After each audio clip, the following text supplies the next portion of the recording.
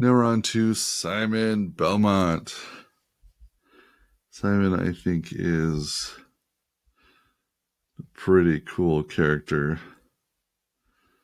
Love this whip. Love the classic. You know, he was from the regular Nintendo, if I recall. He's just a very classic, iconic character.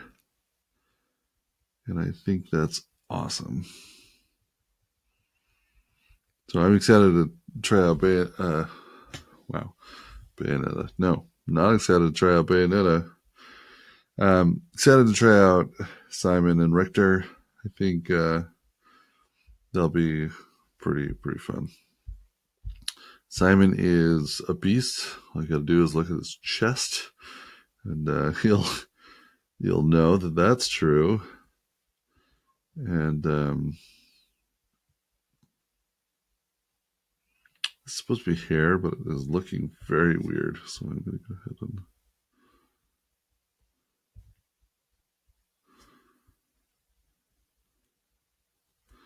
I'm going to erase that because it's throwing me off. But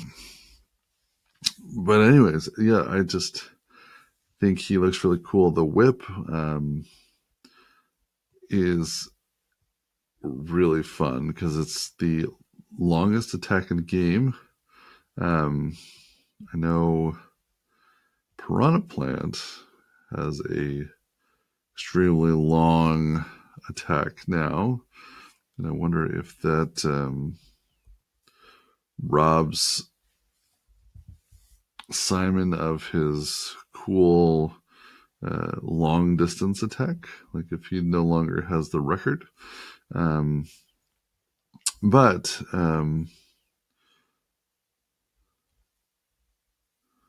either way, really cool.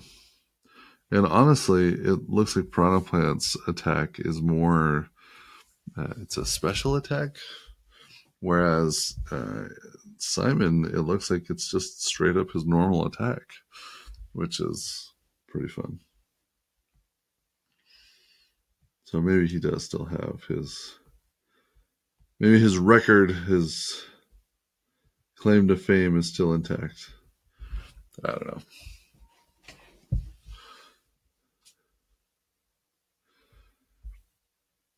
But yeah, I think Simon is an interesting character. He's a fighter, man. Makes sense that he's here. You just look at these. You just look at these legs and the muscles and everything.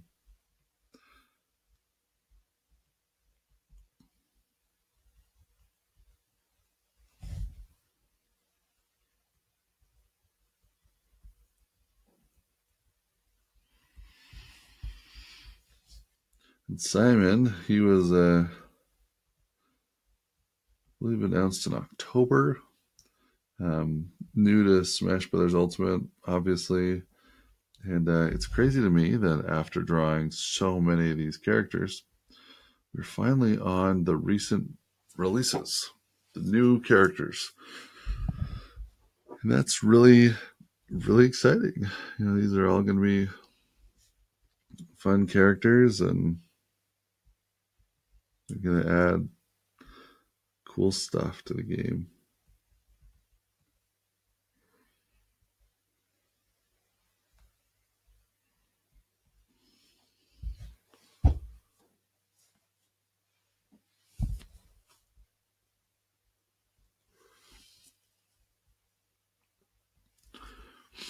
So this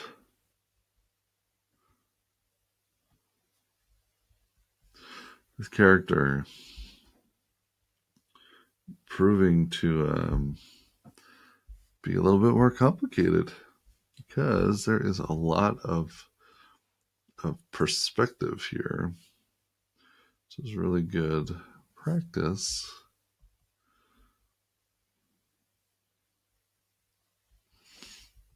But also means that this drawing is going to come out a little bit more, a little less refined. I guess. Something I find also a little bit challenging.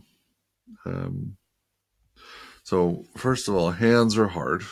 Just throwing that out there. And I think everyone would be in agreement on that one. If you've ever tried to draw a hand, you know that it's very nuanced and very hard.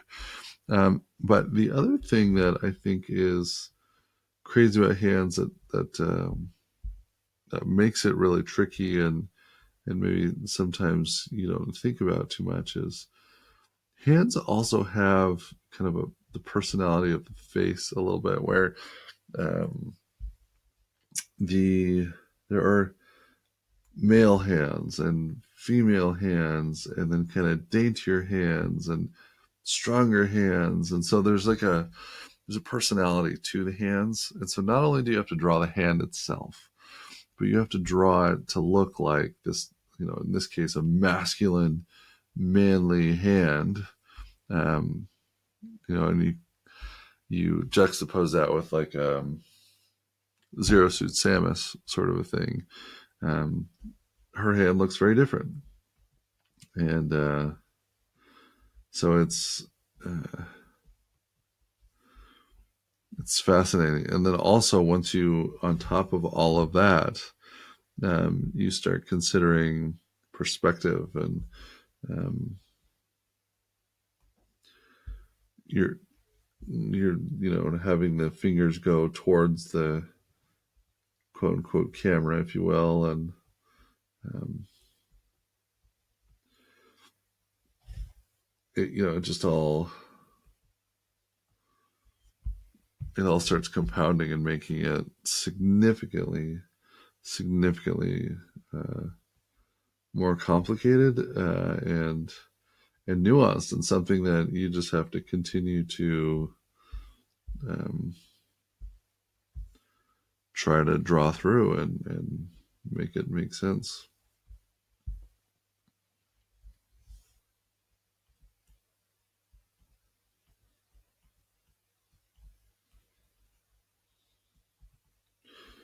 I'm going to attempt here to give this a little bit of definition.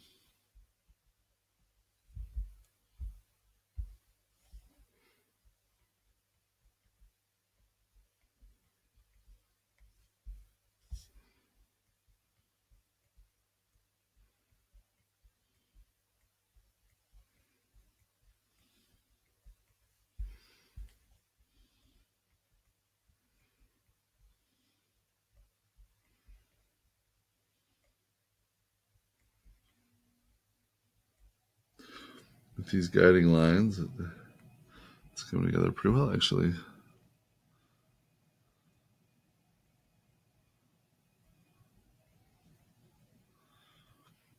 So one thing also here that's interesting is, in the world of animation and drawing, there are, I guess, animation principles that are kind of true to making things look more real, more believable. And one of those animations principles is the idea of kind of the squash and stretch. So if something's in motion, it appears more elongated, right? So if I have a ball, we'll say, that I am, throwing, I might throw it like this, but as it starts picking up speed, then it'll start going, it stretches a little bit, and then once it kind of hits a wall, maybe um, there's a little bit of an impact there, and it stretches back. So you've got this illusion of movement and all those sorts of things. As you look at like the chain of this of Simon, right? There's a little bit of that going on too, because you want to make it appear like it's in motion, but it's also, it's not a rubbery ball, it's metal, and so there's quite a few little nuances there. And can't say I did it particularly well in this case, but just something that I was thinking about and noticing as I was trying to draw it. I really like Simon's design. I think um, he's very recognizable, and you can tell he's from an older game. Like the fact that even the way he stands and moves is like exactly the way as his sprite stands and moves in the earlier games, I think is really, really cool and very unique. So definitely like that. Anyways, I'm going to call him done. Obviously, again, we can go into more detail here, but again, the form factor is what we're really going for. Um, I think perspective wise, the hand and the leg here, not quite right. I think they need to be bigger and have more foreshortening. Um, Also, right, you can see that Simon, he's kind of got a puffy chest. It comes out, whereas my character doesn't do that at all. And obviously, the face is a little bit janky here. So I'm going to give this a solid. I'm going to give it a 5 out of 10. Pretty middle of the road. Could be worse. Could be better. Actually, now that I think about it, 5 maybe generous. Maybe it's a 4, but we'll give it a 5 because I'm feeling good today. But anyways, hope you enjoyed Simon. I cannot believe that we're so close to the release of Super Smash Bros. Ultimate. It is going to be so fun, and I am so excited to try it out and try out Simon. And obviously, I gotta unlock all these characters first, but we'll see how it goes. Get pumped! So excited! Bye.